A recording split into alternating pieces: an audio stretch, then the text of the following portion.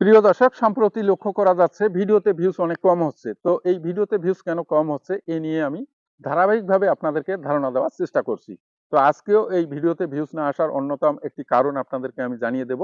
সেটি হচ্ছে আপনারা ভিডিওতে কভার ফটো সেট করছেন না।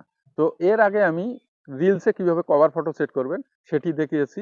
আজকে আমি দেখাবো কিভাবে বড় ভিডিওতে আপনারা কভার ফটো সেট করে দেবেন। যখন আপনারা ফেসবুক অ্যাপস থেকে বড় ভিডিও আপলোড করবেন, উপরের দিকে আপনারা প্লাস আইকনটিতে একটি ট্যাপ করে দেবেন।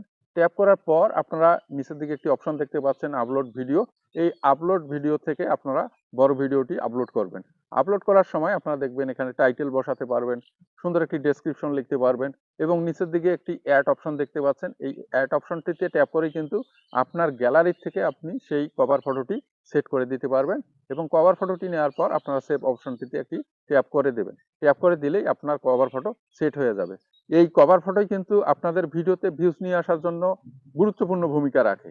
তো আপনারা অবশ্যই একটি আকর্ষণীয় কভার ফটো সেট করে দেবেন।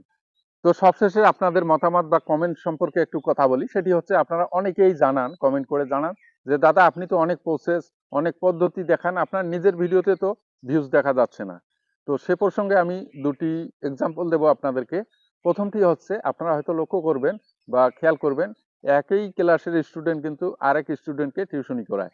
যে স্টুডেন্টটি টিউশনি করায় সেই স্টুডেন্টটি লেখাপড়া শেষ করার পর দেখা যাবে যে বড় কিছু নাও হতে পারে, আর যে টিউশনি নিয়েছে সে কিন্তু বড় কিছু হতে পারে।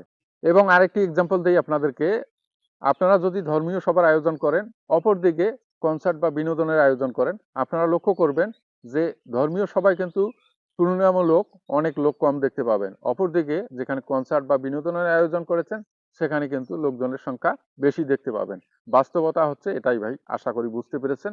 সবাই ভালো থাকবেন। ধন্যবাদ।